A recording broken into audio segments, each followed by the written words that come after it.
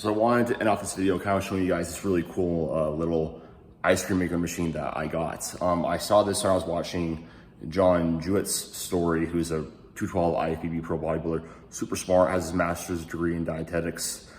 He's also a 212 Olympia competitor for bodybuilding. But him and his wife are like both like really into food. They're like foodies, which is pretty common in bodybuilding.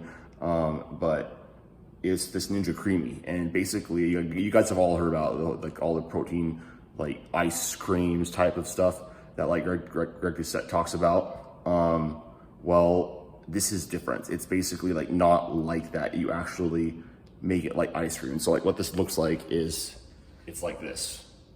So it's like this little ice cream maker, and what you basically do, you can have like ice, you can make all these little different things. But what you basically do is you get like one of these little containers you put in whatever you need to for the ice cream, which this is just a Fairlife like protein shake that I put in just to see like what would happen with like some guar gum and whatever, just because of like thickening.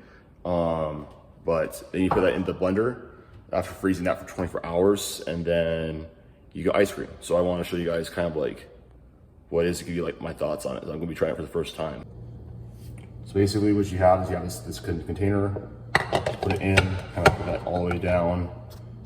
Then you have this little blade top thing, put it on, screw it in, so it latches. Then you just put it in this little container, it latches on, turn it on. I'm going to select the light ice cream, and it's going to make it. It's a little bit loud, but like not as loud as the actual. So it's now done, it blended and everything. So now we're just going to take this out of the thing, and then going to take off the lid. So bada bing, bada boom, and this is what it looks like. So it's like legit ice cream, like legit creamy ice cream. Like, look at that.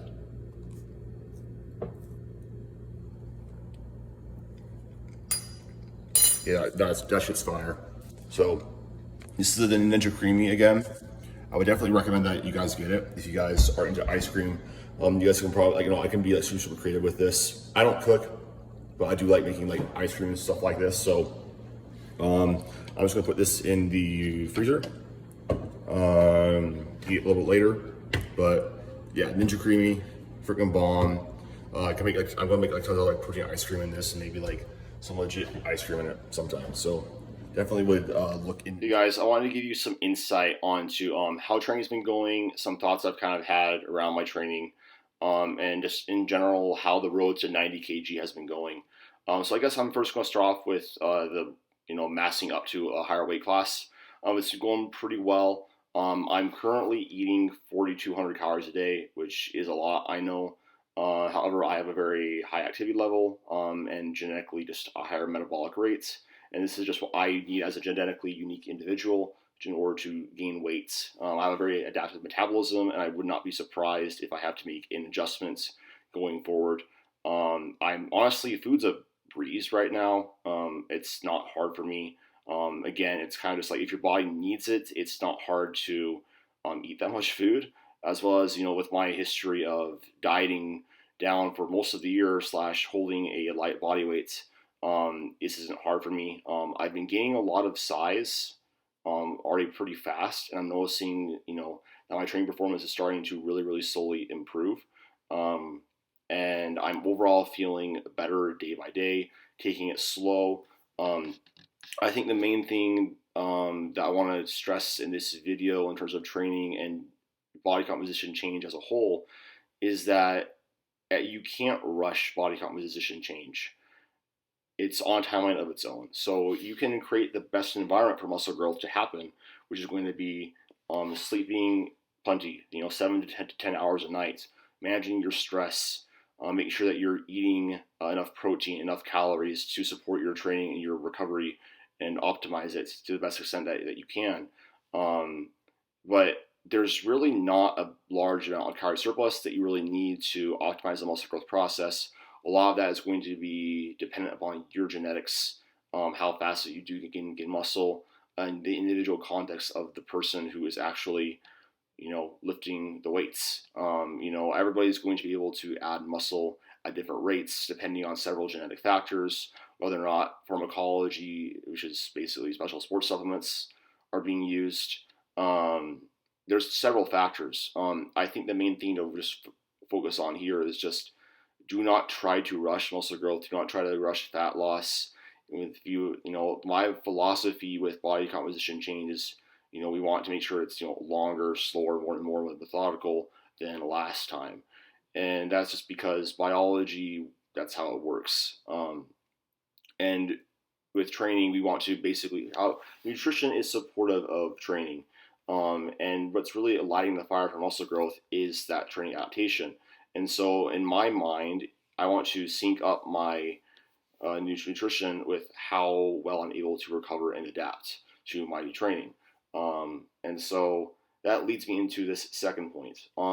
With my training approach this time from a mental standpoint, I am utilizing a lower fatigue approach to my sets. What that means is kind of borrowing off of what most of the research has been showing with powerlifting training and whatnot, is that volume is the primary driver of adaptations. So more training volume that you can do, as long as you can recover from it, in general is going to lead to better training outcomes. This means that we want to be able to have the most productive training volume that has the least fatigue cost. And in general, this is going to mean training at between an RPE of 6 to 8 for the majority of your time training.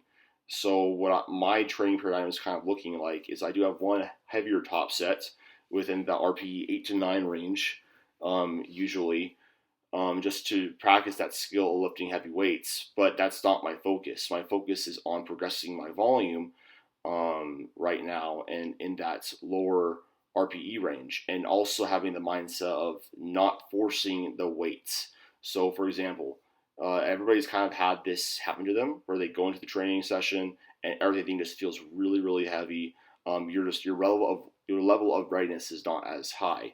And most people will make the error of trying to force the adaptation to happen and saying, well, progressive overload, I have to add weight to the bar. And that's not how this thing actually works. Overload occurs on a spectrum. So it's not a fixed value. That means that there are several different training loads that you can use to elicit a positive fitness adaptation from that training session. Likewise with nutrition, our job in training is to have the appropriate signal to trigger the adaptation to actually happen. And the goal of training and productive training is to have an optimized fitness to fatigue ratio from that session. So we want to be able to have a high level of fitness adaptation, muscle, which is going to be muscle and strength, relative to the fatigue that is incurred. And so for powerlifting training, this generally means we want to probably train mostly within that submaximal 5 to 8 RPE range, and really just focus on accumulating volume there. And then as we adapt, as we use these adaptations, and when we get stronger, then we can add weight to the barbell. It's not the other way around. What happens when you try to force the adaptation to happen when you're not there, like it's not ready, it's not there, you end up having that fatigue to fitness ratio screwed up, where you're going to basically always be fighting this fatigue, and fatigue is just going to be so outpacing your fitness at that point that you're going to have to deload. You're not really going to ever gain that training momentum, and that training momentum is key with everything. That's also why we don't rush gaining phases, because we want to have enough time in a well-fed state that supports recovery to actually get bigger and stronger, because nothing happens fast in biology, like I said. So a lot of my training this time is really just submaximal. I'm not really trying to force anything at this moment. I'm just worrying about creating the best environment that I possibly can and easing into things. And for most people, the main thing is starting off your blocks with conservative loads and allowing for that momentum to take place, which, from my experience, is generally the repeated bout effect, where you can kind of get used to the loads, your body can get stronger, and then it can actually recover and adapt. And this is really I've tried different training approaches in the past, where I have been prioritizing intensity over volume. And outside of peaking phases, I have found that that's just not the way to have long-term, PRs. How this works and how training cycles work and how you get really strong is you develop most of your fitness and most of your time accumulating volume, setting volume PRs, doing that boring work. And then when it comes time to actually push the singles, you get stronger at those singles and you accumulate that actual single being easier and being stronger because of that volume. It's not the other way around. So if you try to be peaked all the time, always being able to handle those heavier loads, you're probably trading off your best progress. So my advice is for most people, embrace living in that 70-85% of absolute intensity, train within that RPE of 5 to 8, and once it becomes time to actually progress those singles and push them harder, you're going to be a lot more prepared for that when it happens and actually set PRs, and progress will seemingly flow to you instead of you trying to force it. And I found that's also in training is the most fun. So overall, things are going well. I feel like I'm gathering lots of training momentum. Set a lot of really solid volume PRs, and that's my focus for right now. Any top set I'm doing for right now is just for the purpose of skill maintenance. And then once I go into more of an intensity focus block as opposed to volume, then the paradigm will switch a little bit. But that's been the update for now. Things are going well, feeling good. If you guys have any questions, ask them in the question box below. This next clip is going to be a little more of an entertaining one.